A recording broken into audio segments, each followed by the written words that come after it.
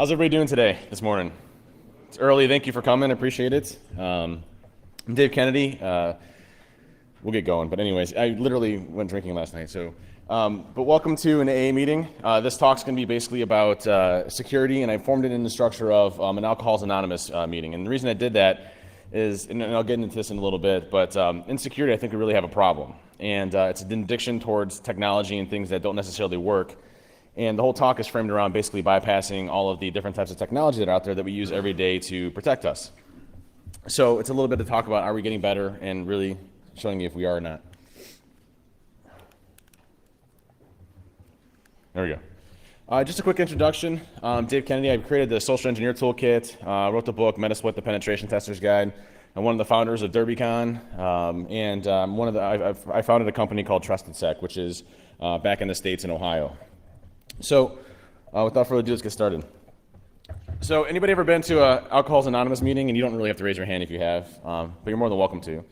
An AA meeting in the United States is you have a certain amount of steps that you have to do to get better and admit that you have a problem. So this whole talk is going to be basically formatted around basically breaking everybody down and showing them the different things that there is out there, different types of technology you can bypass. And then from there, we'll start to build you back up on actually how to do security properly. So basically a precursor, if you work for a product company, I apologize. I'm basically going to be ripping pretty much all of you. But it's not in spite. It's just to show you different parts and problems that we have. So first things first, if we look at what we do in security and how we kind of have a problem, and I'm not sure if it's the same here, but typically when you look at companies, they sit there and they invest in a lot of technology. They introduce a lot of new pieces of technology to try to help prevent attackers and hackers from being able to bypass, from stopping you from getting into the organization. And so, the first thing that we're going to do is I'm going to break everybody down, and then I'm going to build you back up. So just a quick statistic. If you look at breach statistics, and this is from datalossdb.org, if you look at last year, we had 1,610 breaches, and then this year alone, we're definitely on track for the same amount. So if you look at that percentage-wise, we had a 47% increase in different types of breaches that we had, and different types of attacks that we had from last year, from 2011 to 2012.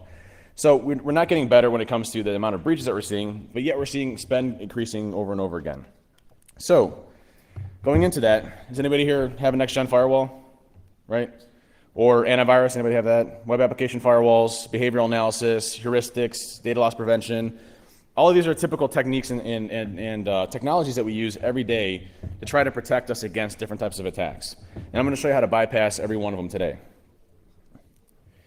So next-gen firewalls are my favorite. Next-gen firewalls kind of tout everything, right? They tout to be behavioral analysis. They tout to have kind of a consortium of tools and technology to stop spam filtering, content filtering, network analysis. All of those are like common things that they tout as far as next-gen firewalls. Anybody use the next-gen firewall, had a chance to play with them? A few? Cool. So what's interesting with next-gen firewalls, and what's funny about them, is they're still using the same type of antiquated technology that we're used to back in the 1990s. Does anybody know how next-gen firewalls actually do behavioral analysis on the network side of the house? Anybody have any idea? Signatures, right? They're using signatures, the same thing that antivirus uses, the same thing that we've been using for a number of years, and yet that's being touted as kind of the next generation of how we're going to protect against attackers. So I want to show you something I'm going to be releasing at DEF CON this year. And I wrote this, and I was on a pen test that had a next-gen firewall. A second here. And so if you look at this, and how easy it is to bypass. Now, I'll actually show you how to deploy a piece of malware or compromise a system. Getting code execution on a machine is the easy part. It's getting that information out of the organization, out of that firewall, or egress-wise. That's the challenging part. So I'll show you that in a second. But what this does, and we'll be releasing all the code at DEF CON. And what this does is my backtrack machine is just sitting here listening for a connection. And so the connection itself is a special connection. It's completely unique, and I'll tell you that in a second. And then on my fully patched Windows 8 machine, it's pretty. I'll show you how to get code execution here in a second. But what's going to happen is it's going to inject assembly code straight into memory. It's going to encapsulate it around SSH, and then it's going to tunnel it over HTTP, actually HTTPS, and it's going to chunk it up in a way that's polymorphic in nature, so it completely and dynamically changes every single time, and doesn't get picked up by anything out there. And I've done these for, I think I've tested them on about 7 different next-gen firewalls and getting out. and basically allows you to establish a connection. If you look over here, notice it says polling for connection, polling for connection. Here it identifies the encrypted tunnel. It then launches Metasploit, and we should have a shell. So that right there took about 8 hours to write and get around any type of next-gen firewall, and it works on all of them. And the problem with this one that's going to be difficult to fix for any of them is that there's nothing that you can really write a signature on. It's completely dynamic and changes every single time. It's a different cipher key every single time, and it mutates and it's polymorphic. So there's nothing you can really write a signature on, and doesn't look abnormal when it comes to the amount of requests that are going back and forth. The only difference is it's a little bit slow. If you notice here, I'm typing fast, and it has a little bit of a lag based on all the encryption that you put on it. So this right here was one of the easy things you can do just to circumvent next-gen firewalls. Makes it super simple and gets around anything that you want out there.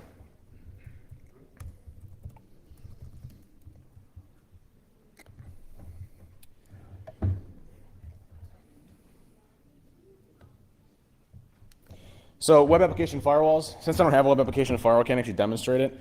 But web application firewalls are actually probably one of the more difficult ones to break. It takes about an hour to bypass those, depending on which ones you're using. And when I say an hour, there's just a lot of Googling that you have to do to figure out what they're using for encoding and what they check for. And there's a tool out there called WAFWolf that actually goes and it identifies what type of web application firewall is being used. And then from there, if it's an Imperva or something else out there, all you need to do is just look at how they're actually doing the inspection of the attacks, and then you just encode it a certain way to get around it. And there's plenty of bypasses online for pretty much any web application firewall you want to get around. So those are pretty easy. So estimated time to bypass those is about an hour. Now, these next attacks I'm going to show you. So my favorites are behavioral analysis, whitelisting, blacklisting, antivirus, and did I say heuristics? Anyways, whatever, heuristics. So those are my 4 favorite ones, and I'm going to show you how to bypass all those at the exact same time because they're all pretty much related in the same type of technology. But behavioral analysis is an interesting concept because you're supposed to be able to detect certain predefined behaviors of an attacker, right? So, hey, am I doing things a certain way that looks suspicious? Am I doing something that's different and abnormal that shouldn't happen? The problem we run into in behavioral analysis is there's so much code and so many things, so many different applications that are being run every single day, just normal in our environment. It's almost impossible to tell from a behavior standpoint if something's acting malicious or not.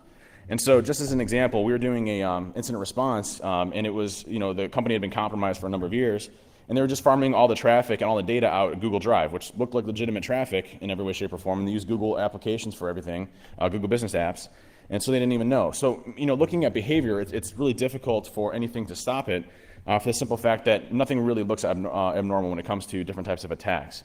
If you looked at like semantic endpoint protections, behavioral analysis side of the house, it's just looking for weird, suspicious network connections, but it doesn't really flag on anything. So I'll show you how to bypass that in a second. Whitelisting, blacklisting. Anybody ever use whitelisting, blacklisting in their organizations?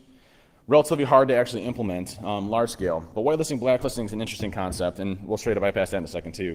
But whitelisting, blacklisting is an interesting concept because it takes an application that should be whitelisted, that should be allowed, and then it says, I'm not going to allow anything else.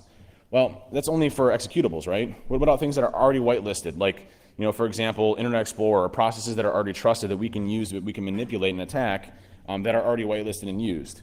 So, and I'll show you one of the awesome ones here in a second for bypassing it, which is PowerShell.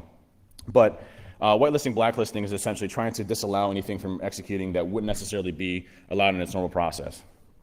A real funny one, anybody heard of FireEye? Yeah.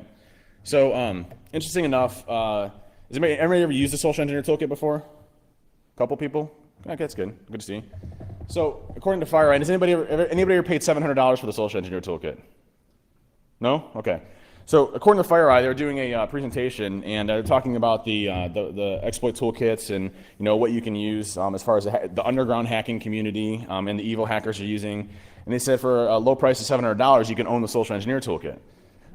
Social Engineer Toolkit's obviously open source, it's free, but if anybody's actually paying $700, can you just give it to me? Because I'm not making any money off of it, so it'd be awesome. So, it just, that was FireEye's, and it's on their presentations. I sent them an email, never got a response back, so I think they're still telling people that it sets $700, so I'd like to see that someday. Antivirus, I really don't think there's much to even talk about on antivirus. You basically get time back trying to defeat antivirus because there's nothing out there that's really stopping signature-based detection. And I'm going to show you all those right now. Now, this is a new version of the Social Engineer Toolkit that's actually getting released today. And what's nice about this attack is anybody here very familiar with PowerShell and how to use PowerShell attacks and things like that? Couple? Good. So back in, I don't know, DEF CON 18, I think it was, I spoke at Black Hat and spoke at DEF CON, and it was when PowerShell 1 first came out. And so we started looking at PowerShell 1, and we're like, hey, this thing's amazing because it basically gives us a full ability to pretty much program anything that we want to on the operating system. And as part of that, we figured out a couple ways of getting around what are called execution restriction policies. And so execution restriction policies per Microsoft, when it was getting released back in, 2009, said, execution restriction policies are a way to prevent, unauthorized access of scripts that may not be signed or may not be, allowed on the operating system. And when we did our talk at DEF CON and Black Hat, the fix that they gave was they changed the wording in it to say execution restriction policies are not a safety zone. So they patched it through the documentation. So it's still available today, the different types of attacks that you can use, and it still allows you to basically run anything that you want to on the operating system itself. So I'm going to show you an example of this. I'm just using the Social Engineer Toolkit. And what I'm going to do is I'm going to clone a website. I'll just clone TrustedSec so I don't get sued by anybody. And it's going to clone the website, it's going to pull it back, it's going to rewrite it, it's going to obfuscate everything, it's going to re-encrypt everything, and everything in set is done with AES-256 encryption. So everything from the shellcode that gets deployed to anything that gets dropped on the system is all from end to end encrypted with a dynamic cipher key and encrypted with 256 AES every single time, so you can't really see into it. And one of the cool techniques is using a technique called PI injection. And yeah, it's cool.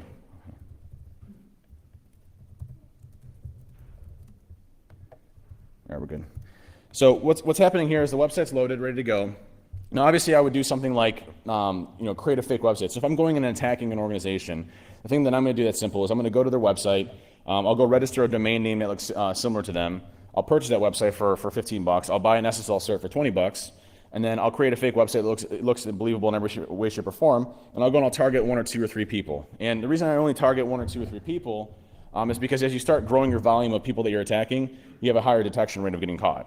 So I'll only target a few individuals that I want to go after, and I'll wait a little bit, and then maybe I'll send a couple more, like 2 or 3, and then I'll just wait for people to start clicking on links. Now, this attack itself doesn't actually use any type of exploit. So it's using how Java was designed. And actually, what I'm going to do, I think it's already signed, but you can, Java's model of applets, for example, is fundamentally flawed in how it actually deploys them. A Java applet doesn't require any type of sandboxing. It allows you to execute anything you want to in an underlying operating system. It allows you to attack an operating system without having to use any type of exploit whatsoever. And the thing is that the applets themselves are significantly believable, especially when you go and you target individuals. In fact, you can even put in there, click this link that says, I'm going to, it's going to harm your computer, and hit run, because people will do it. But at the end of the day, the attack is really, really simple, and it works really well. Now, this is using, I think actually there's a new version of Java that came out, which seems like it's one every day, so I may get a warning here, but other than that. So go to the website. And it looks like my website in every way, shape, or form. Now, would you guys trust this? I would. Everybody here is like, no, I'm in security. I wouldn't do that, but they wouldn't in a heartbeat. I did one 2 weeks ago where the guy that hired us, we were sending him the test message to show him, and he actually clicked the link and hit run. So I mean, it's believable in every way, shape, or form, and you can make this say whatever you want to.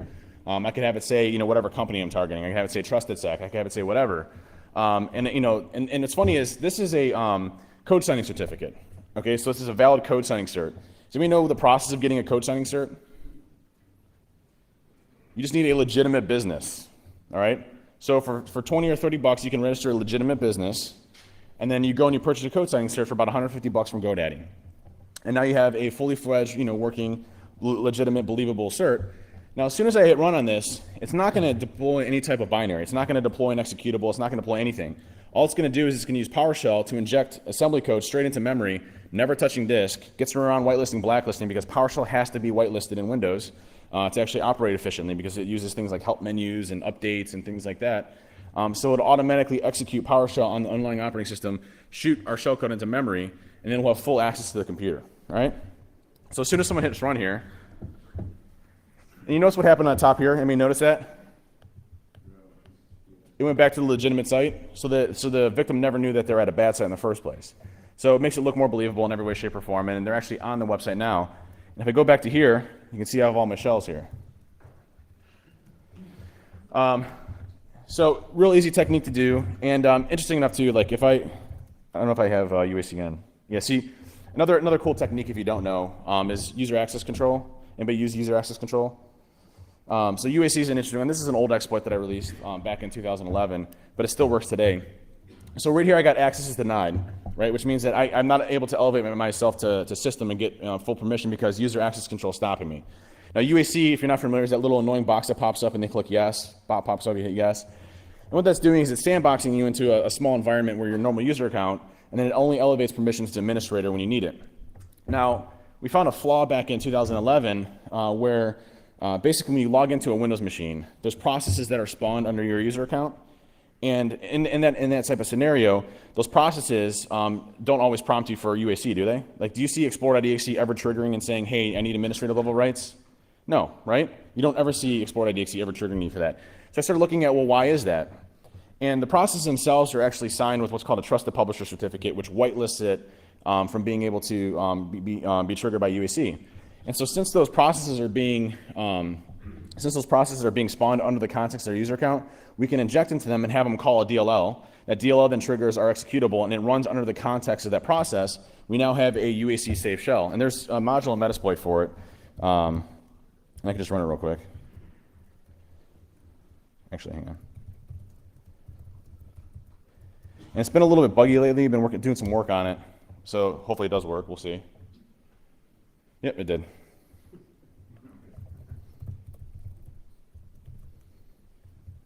So now if I run git system, voila. So you're able to escalate around UAC and get around it in a type of manner.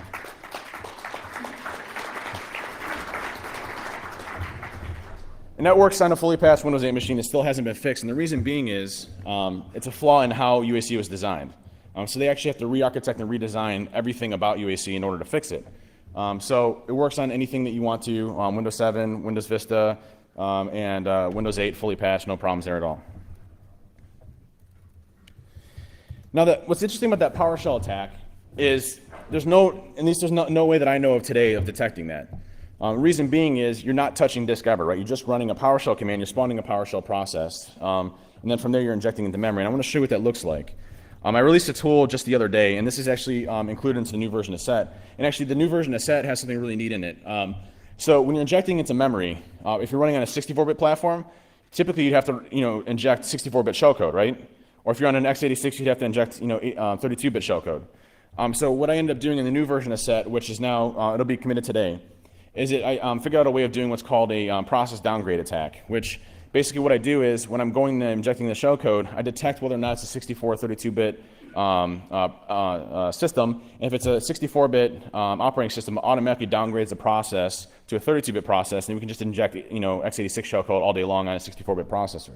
So it allows us to inject in any type of system that we want to and not have to worry about whether or not it's 64 or 32-bit. So it's much more efficient, and it's actually a lot leaner. I'm going to show you what it looks like. And what's nice about this is, has anybody been in a pen test before where you're using like PSExec and Metasploit and it gets picked up by antivirus, or you're going and you find SQL injection and you spawn an XP command shell store procedure, and then you're trying to inject into that and you have to figure out a way to deploy a binary and stuff like that into it. Anybody run into those type of situations before?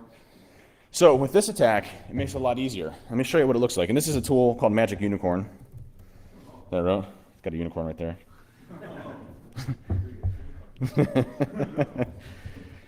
So what I'm going to do, and it's just simple syntax. You run Unicorn. You get a whatever payload you want to in Metasploit, what port you're going to come back on. And again, this is going to be reverse, right? So it's going to originate from the person's computer, send it out to us via egress filtering, and it's going to hit it. Now, this is going to generate everything for us. So it exports two files. One is the actual PowerShell attack that you're going to copy and paste. And the second is an RC file to run the Metasploit console, okay? So let me just open this up real quick. I'm going to open up two windows here. And I'm going to run the RC file. And all I'm going to do is open up this command. And this is the command that gets executed on the machine itself. if you notice down there, and this is how we're able to bypass execution restriction policies, is Microsoft put their own backdoor into PowerShell, which is what we call encoded command. And all encoded command is you just have to chop your entire PowerShell script, code, and it looks something like this. I can actually show you real quick.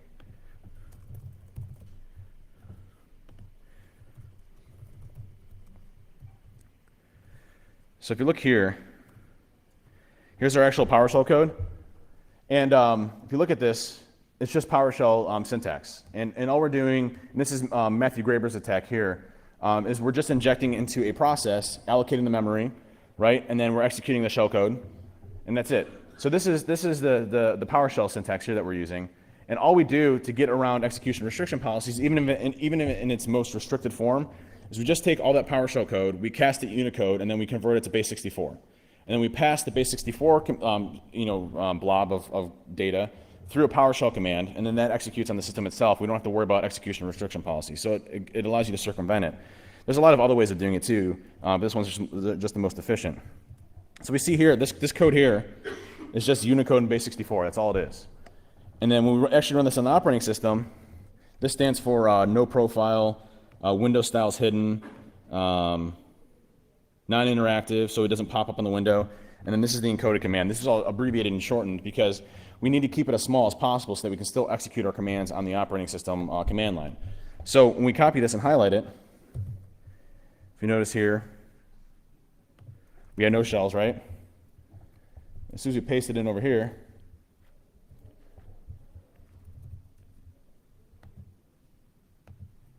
and hit enter. Give it a second. It's running real slow.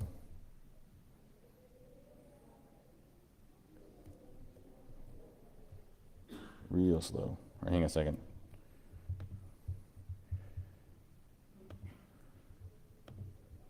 Do this one more time here.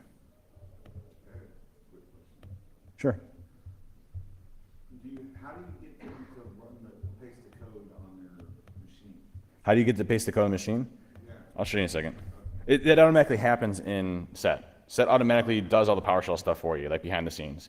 So like so the Java app will actually detect whether or not PowerShell is installed on the machine, and if it's installed, it'll inject shellcode. Otherwise, if PowerShell isn't installed, it'll fall back to dropping a binary on the machine itself. So it does multiple methods of trying to infect it. But I'll show you another way too, which is nice. Oh, I had one earlier, it just kinked out. Here we go. I should have another one here in just a second. There it is. So we get our Metriper shell just by copying and pasting that code in there. Now, how do you get that type of execution? There's a few different examples. So in a pen test, a lot of times, anybody ever compromise one machine and then you use the credentials for one machine on the rest of them? There's actually a cool, neat trick in Metasploit, if you don't know. It's called psexec command. That's one.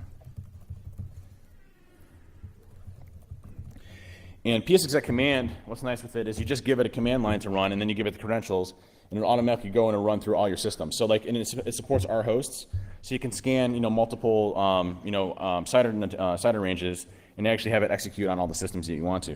So you just look at somewhere here. Bless you. So psexec command here, you just use that and run it against systems that you need to. There's a lot of cool tricks that you can use with this. Just a super simple way of getting around it. And deploying these type of things are extremely simple, especially when it comes to Set. All of this gets around antivirus, the new version, especially the new version of Set, I think from version 5 and above. So funny story, so for the longest time, antivirus vendors were just trying to download my binaries and then write signatures for it. So I moved away from binaries completely just because they were just writing signatures for my stuff. And then what happened is they started going after my Java applet and flagging my Java applet as being malicious. And it's funny because every time I do a new release of Set, I could see all the IP spaces from all the antivirus companies hitting my websites to write signatures for it. So that made me kind of mad. So what I did is I spent about 2 months writing a polymorphic Java applet that gets uploaded to GitHub every 2 hours. And so every single time it gets uploaded, it's completely dynamic, completely changed in every single way, shape, or form. All the strings are encrypted. The entire applet itself is encrypted, different every 2 hours. And they lasted about 19 times and they finally gave up. So the applet itself never gets picked up by antivirus anymore, which is a good thing. Crazy guys.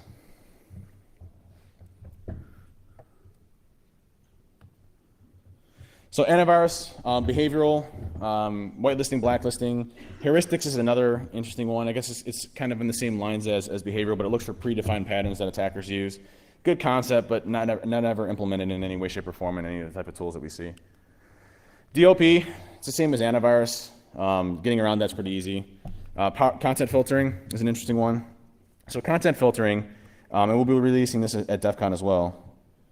Let me see where it's at here.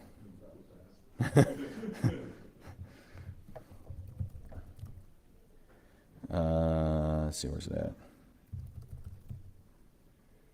Yeah, here it is. So this is a, what this does is it takes any type of blob, and I just used hex because it was a simple format.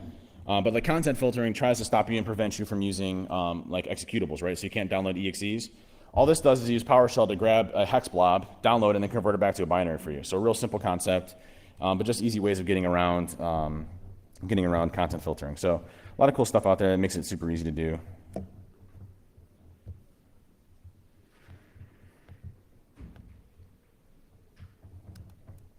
Oh, that's the email from FireEye, by the way, that I sent to him. He never responded back, so I just said, hey, you should probably stop saying that I sell a set for $700. Anyways. Monitoring detection. So another one that's kind of our preventative measures. And my favorite ones are MSSPs. I like picking on MSSPs because they basically do nothing and they get a ton of money for it. So MSSPs are a way of outsourcing all of your security and your monitoring detection to a company that's supposed to be monitoring, right? And a lot of times all they're doing is looking at predefined canned things. Like, hey, is someone running a Nessus on our environment? Is someone running blatant scans on our environment? And a lot of times they don't even detect those, which is horrible. A lot of times they're like simple things that they miss. Like, a flagship thing that an attacker does when they get access to your environment is add a domain admin, right? Well, it's funny because from the conversion from 2003 to 2008, the event IDs change for adding a domain admin to a privileged group, and no one ever checks that. So if you just add a domain admin to a server 2008, in most cases it'll never flag on any type of monitoring that you have out there, which is nice. But monitoring detection, its concept is good and it's supposed to help. But the problem is we try to outsource the majority of it to other vendors or experts that claim to do something, and a lot of times they don't actually detect it. Now, a lot of other companies that have monitoring detection only maybe have like a half a person dedicated to it, and all they're looking at is alerts that are pre-canned inside of these tools, right? And a lot of times we don't ever trigger any of those. Like, I'm not going to sit there and I'm not going to run Nessus against your environment. It's just too noisy and too loud. I'm going to sit there, I'm going to attack you through a web application, I'm going to attack you through social engineering, and you're never going to see it. So these things don't typically work as well. So I showed a lot of different technologies, right? Did I miss any of them, by the way? Did I miss any technologies? I tried to bundle them all up. Did I miss one or two? I can show you real quick on how to bypass them if we need to. They heard them? Okay, all right. So very easy as far as an attacker is concerned of getting around those. And the thing that's interesting about these attacks is they're not anything really different than what I was doing 10 years ago. I mean, we're still breaking in with the same type of things, aren't we? I mean, if you look at the type of breaches that we're experiencing, the type of attacks that we're seeing, it's the same stuff. We're talking about buffer overflows. We're talking about SQL injection. We're talking about, not securing web applications proper. It's the same stuff that's been around for 10 years. And yet the technology's, attempted to progress in a way that stops those types of attacks, but they still fall extremely short of being able to protect it. So, first things first, technology isn't working. At least not for me, when we come in and we rip into companies that have all these pieces of technology, even if it's implemented properly. So step one. Step two, does anybody know the definition of insanity by any chance? Anybody know, what's the definition of insanity? So doing the same thing over and over and expecting different results. I'd like to call that InfoSec. And so I think we should change the dictionary to InfoSec because we continue to do the same exact thing over and over again, expecting some different results. So whether it's, putting signature analysis inside next-gen firewalls, or whether it's using DLP that's supposed to stop leakage, which, does anybody here have an information classification program that actually targets critical data and that you monitor extremely heavy? That'd be cool, but we can still tunnel all that over encrypted traffic, right? So none of that gets seen, none of it gets detected. And so a lot of these type of attacks aren't sophisticated in nature, and we're still using the same thing. So either we can continue to keep going the same way that we're going, or we have to change something fundamentally and do something fundamentally different in order to get better. And so we can either go this way, which is the same, or this way, which is completely different and just crazy talk, right? So if you want to keep doing the same thing, you can just leave the rest of the talk because the rest of it's for the folks that want to change and admit that they have a problem. But if you want to leave, it's cool. Appreciate your time. Cool, everybody's still here. That's awesome. Sweet. So what we need to do is actually, in security, is actually get our hands dirty. And this is the worst thing for us, especially being nerds. Like, and at least I'm a nerd. I don't know if you guys are or not, but being nerds and being someone that's kind of an introvert, talking to people, working with the organization, doing things that actually require us to actually lift our hands and do things, are things that we don't typically do in InfoSec. We expect a piece of technology that we put into place to work for us, and that's kind of it. So instead of the 12-step program in an AA meeting, I'm going to go to the 5-step program. I've simplified it and made it easier. So these 5 steps are things that you can do to make your security program better over a significant or short period of time and help you out. So first step, and this is the first thing that anybody should do in any type of organization, period, especially when you first get there, it's the best, is change the culture. I look at when you go into an organization, what do you have employee orientation? Teaches you about the company, right? What you have to do, how it works, all that good stuff. Do you know how to submit an expense in your company? Do you know how to contact HR if you have a problem, or how you contact somebody for medical benefits? Security is no different. What do we do in case if I identify a security issue? Who do I contact? Who do I go to? Just simple things like that. But at the end of the day, fixing an organization takes a lot of work, and it requires people to be overly communicated about what you're doing. And the reason being is, in most cases, in a lot of companies that I go into, and a lot of companies that I see, security is like that one that just continues to rub every business the wrong way, right? It's the ones that make everything stop. It's the ones that stop our production and stop our business. So a lot of times it's a combative nature versus one that's actually trying to help. So, a lot of times I hear security as the big brother, they're monitoring us, things like that. Well, prior to me starting my own company, I was a chief security officer of a Fortune 1000 company. So we were, $8 billion, 22,000 employees, international. We were in over 77 countries. And what I did, the first thing I did when I was there is I sat there and I just started talking to people and letting them know what we're doing. Everything from just educating them in certain things, telling them certain strategies that we're doing. All of those just really helped my cause when I was trying to implement things. And I was doing stupid stuff like, so I was a CSO of a Fortune 1000 company. I was sitting there at 2 o'clock in the morning helping someone fix their PC at home. Just stuff like that makes a huge difference to people. And guess what? That person that you fix that computer for will do anything you want them to from here on out because you helped them out. And so that's the thing, letting that branch, because we are gifted in security. We know security really well using that. Education awareness is vital. Being able to communicate to people and train them on certain things to look for. And this is where there's a couple of fundamental flaws in a lot of, I think, thinking in the industry. Dave Attell came out, I think, about 2 years ago and said that education awareness is completely useless. It doesn't provide any value and that we shouldn't use it. Bruce Schneider said the same thing about 6 months ago, or 3 months ago, 4 months ago, that teaching individuals about education awareness is useless, and you should do it through attrition or making things easier. I've seen education awareness work in companies, and it absolutely does work. I'd rather have 22,000 sensors in my company where it just takes one of them to say, hey, I saw this is strange, for me to be able to go out and investigate it, find out what's going on, to actually go and remediate that issue. And that's the only real defense that we have against these type of attacks, because these type of attacks leverage our individuals, leverage people. They're the worst kind that you can possibly imagine. And it's the same stuff that we're doing back in the 90s, in the 80s. It's just, it's just evolved a little bit on the technology side. So we have to have education awareness for people to be able to do things. And it shouldn't be complex. Our education awareness, when we say education awareness, what do we automatically think of in our company? Anybody know? What's our education awareness program in every company? An online instruction set, like, hey, here's spear phishing next. Here's this next. Has anybody actually ever read through those? I haven't. I was a CSO of a Fortune 1000 company, and my own education awareness stuff, I'm like, next. It's a pain. No one wants to listen to that. And especially if it's like an hour. I'm not gonna sit there and do an hour and learn about spear phishing when I have no idea what that is. So it has to be a little bit different and tailored towards people of actually resonating with them. So keeping them up to date, frequently, reminding them, stuff like that. Making security your friend, right? Not the naysayers, not the pain, not a business process slowdown, just ones that actually go out and help you. Those are the type of things that we're talking about, and those are the type of things that help. At the end of the day, when you're talking about making security your friend, you should be the ones that are helping the business and making it more of a business enhancement, not anything else. And once you actually start doing this, your company actually starts to change a little bit in a way that makes things better. Like IT becomes better. Everything becomes better. Step 2, and this is the crazy one for a lot of people, but it's called the 1-year challenge. I'm 2 years sober on this one, so I can tell you I can do it. The 1-year challenge is do not buy one product for an entire year. Not one. Just not one. Maybe you can still renew what you currently have. I'll let that slide. But don't buy one product, not one. And why did I say that is focus on the basic stuff. The basic stuff is what's killing us now. Does anybody know how most pen testers break into organizations, or how most hackers break into organizations? Anybody know the statistics on that? It's not APT, it's not 0 days. I'm not going to burn a 0 day in your company. It's like default passwords. It's like SQL injection. It's like stupid stuff that we've known for 10, 20 years. It's the stupid stuff that's killing us in this industry, and it's the basic things that we're trying to fix, but yet we complexify. That's not really a word, but I made it up. The entire situation. We continue to add more and more things that make it even more complex, and we don't even sit there and we don't focus on the basic stuff.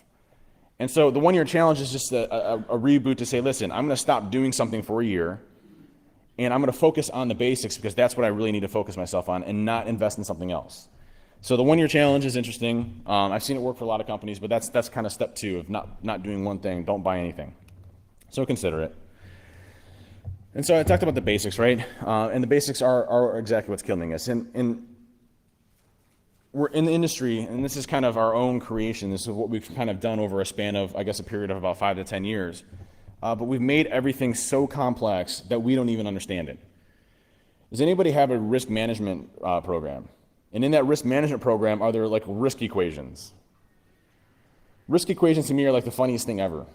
We have to have a prioritization of risk, but they're the funniest thing ever because I have no idea what my likelihood is of something happening. Do I know that someone from China is going to hack me at 2 o'clock in the morning from a 0 day or a spearfish? I have no idea. It can happen anytime. So we have these things, and when you know a security program's failing, like just completely failing, is when it takes you 4 or 5 months to fix a critical exposure. But that's the type of things that we're dealing with right now. That's how long it takes us to fix these type of things in most industries. So we've gotten more, process, more things like that. But if you focus on the basics, and the way I like to categorize basics is making things simple. Simple is really easy for me because I don't understand a lot of complex things. I mean, I guess I kind of do with SED and stuff like that, but I'm not a smart person when it comes to, I guess, what we consider security today. And so if I look at prioritization, there's 3 things that I would focus on, period, in an organization. These are the 3 things that I would just hit on, and this would be about it. Because there's so much work to do in security, we're never going to be happy and never going to be sufficient in what we're doing. These 3 things, at least I know I can control in some way, shape, or form. The first is the external presence, which is still your highest likelihood of attack. The second is your user population, which we've already talked about. And the third is just sensitive data.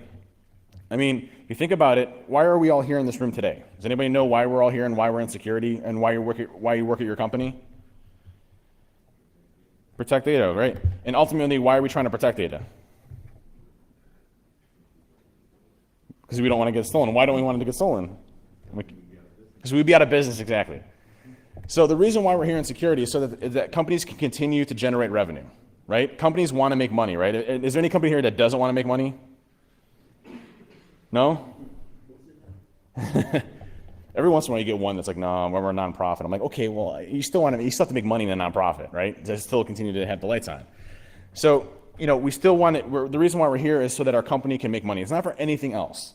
At the end of the day, if there wasn't a risk of the company losing money and losing business, we wouldn't have a security team. We wouldn't have people and funding for security.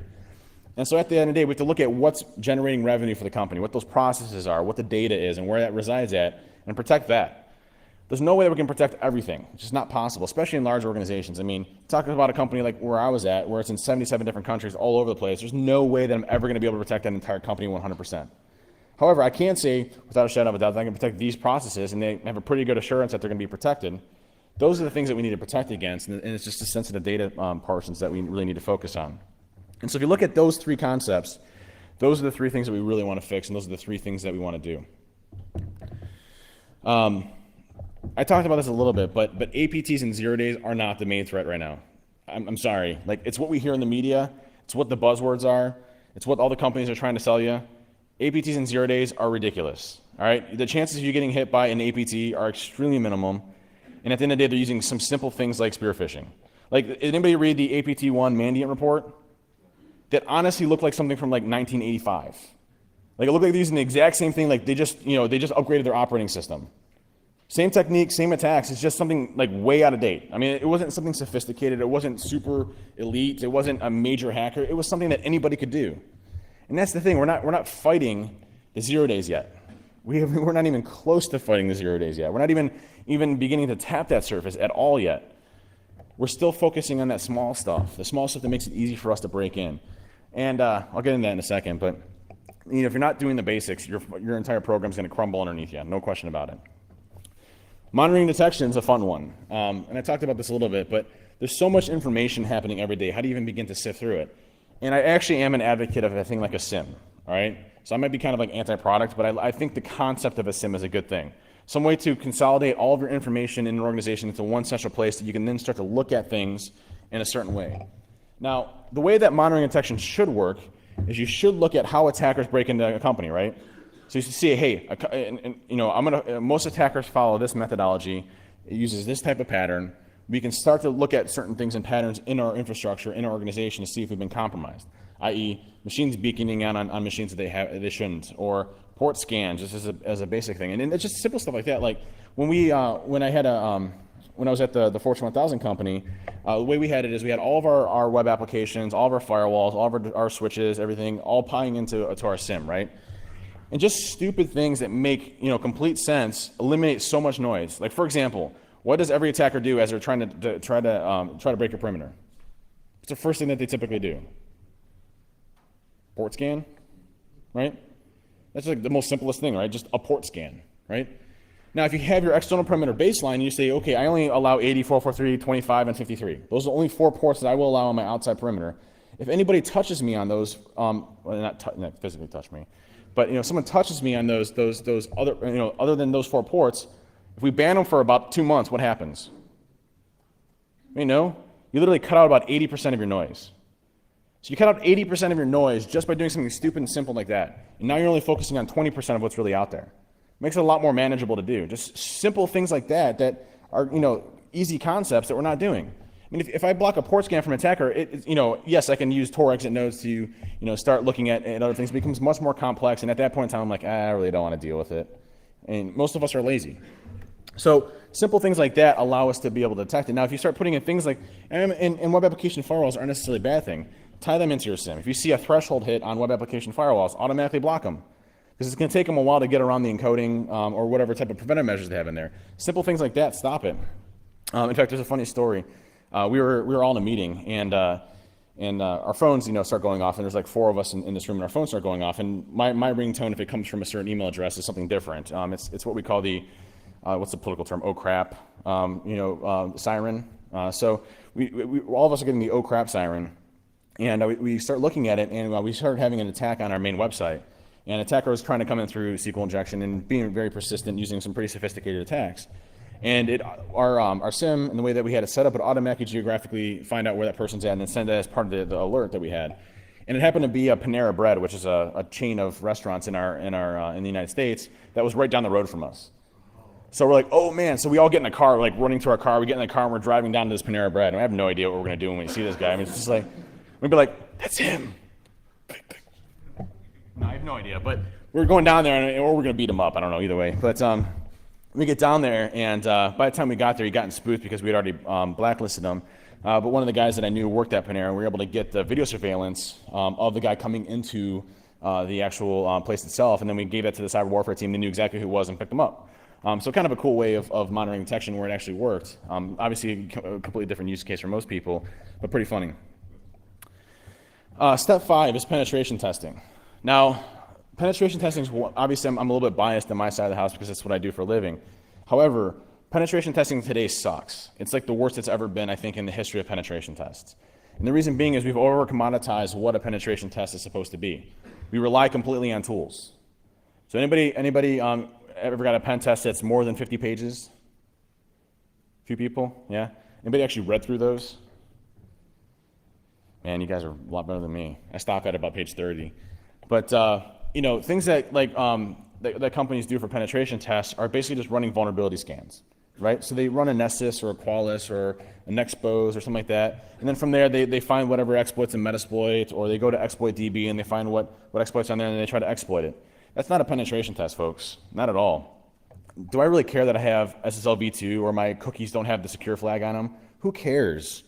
Is someone going to do a downgrade attack on SSL v2 in a Starbucks? Is that really what my primary concern is right now? No way. I have a lot more other issues to deal with than SSL v2 or my secure flags not set on the cookie. And what penetration tests are supposed to be and what they're supposed to be designed to is to simulate an attack, what an actual attack looks like. Is an attacker going to sit there and start blasting Nessus on you if he wants to get into your organization? No, no way. And so what a penetration test can do is three things that are most important. One is your technical finding, sure, right? Hey, you have SQL injection or whatever. But most importantly, how well did your incident response team detect those attacks and what stage? Can we improve it so they detect it earlier on? Can we find out that in this stage we can just enhance some of our controls a little bit so that we can detect that attack at a very early stage and prevent it from even happening? So that's one thing. Two things. The third thing is, where do we have fundamental flaws in our security program? And a penetration test can do that better than a risk assessment because it's actually there. We can say that this process here works and it's great. However, when we test it, we found deviations. Like, hey, I can get in through, you might have an awesome SDLC and you're doing security really well and it's injected into the software development lifecycle and you have source code analysis and you're doing all this testing. However, when we buy third-party apps, they're horrible. So we need to look at our third-party vendor risk management program and say, this is what we need to focus on, this is what we need to fix, and this is what we need to do. And at the end of the day, that's going to help you build and strengthen a lot of things that you do out there to really start to proactively go at it. And so that's a penetration test versus what we see today, the commoditization of automation. It's the same thing we're running into technology. It's like, hey, we're going to put this box in. And let me ask a question. Does anybody here have enough funding for the security program? No? Not one? Okay. Does anybody have enough people for the security program? No? No one? Right?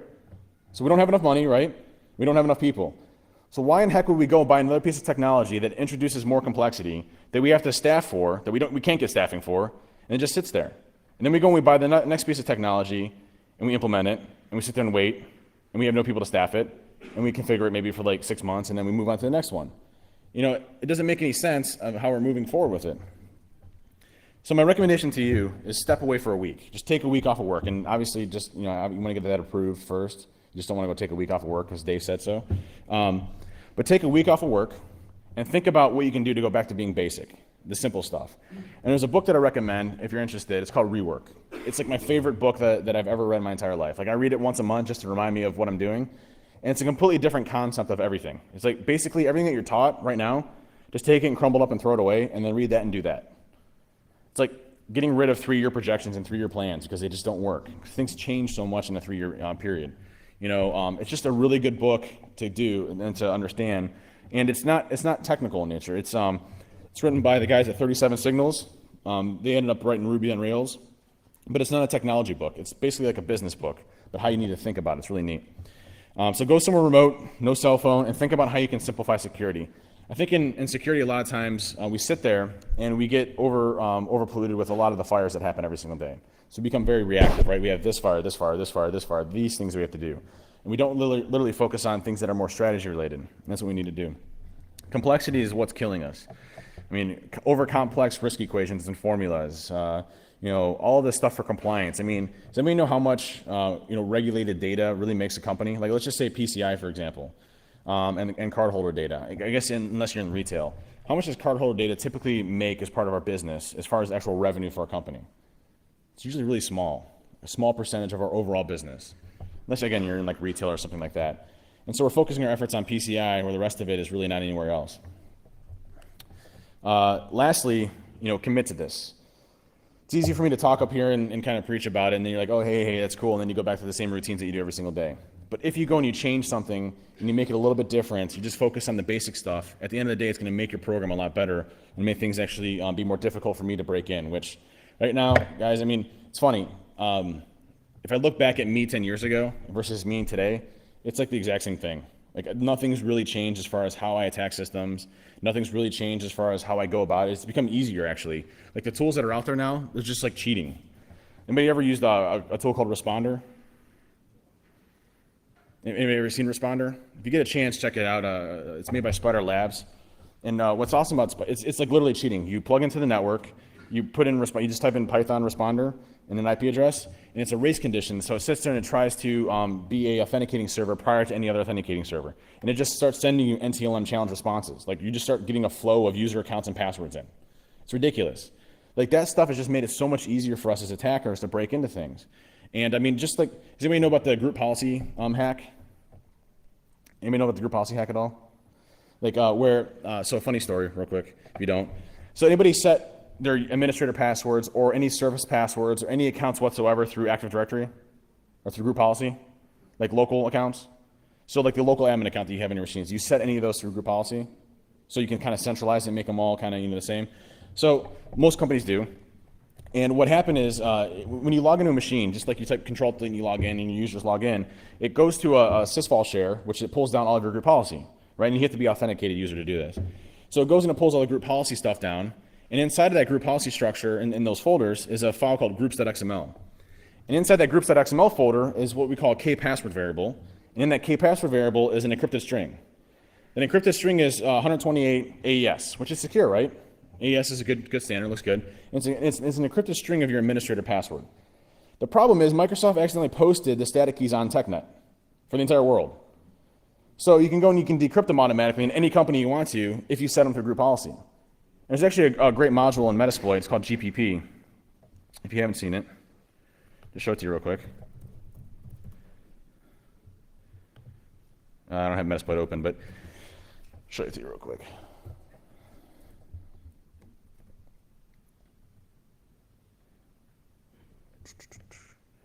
It's basically just run, post, Windows. I want to say it's gather, and then GPP. I think there's one more thing in there, but when you run that command right there, it'll automatically, if you have a interpreter shell, it'll automatically query all the domains that are in that user list. It'll go and pull that groups.xml file from all the sysfile shares, and it'll decrypt it to you and give you the clear text passwords real time. So, it's stupid simple, but super easy. And anybody mess with like Windows Credential Editor or anything like that? Just a real easy way of getting clear text passwords in memory. So if anybody logs into a machine interactively, you can just extract all the clear text passwords from LSASS from an undocumented feature. So it's super easy now. It's getting easier and easier for us every single day. So, is that supposed to happen? Here we go. So I guess at the end of the day, my message to you is, I'm supposed to go all the way to there. My message to you guys is essentially getting back to being basic and being simple. That's the message of this whole thing. If you go simple, you're fine. All right, if you go overly complex, you're not going to be fine, and we're still going to hack you in any way, shape, or form. Any questions? All right, thanks everybody. Appreciate it.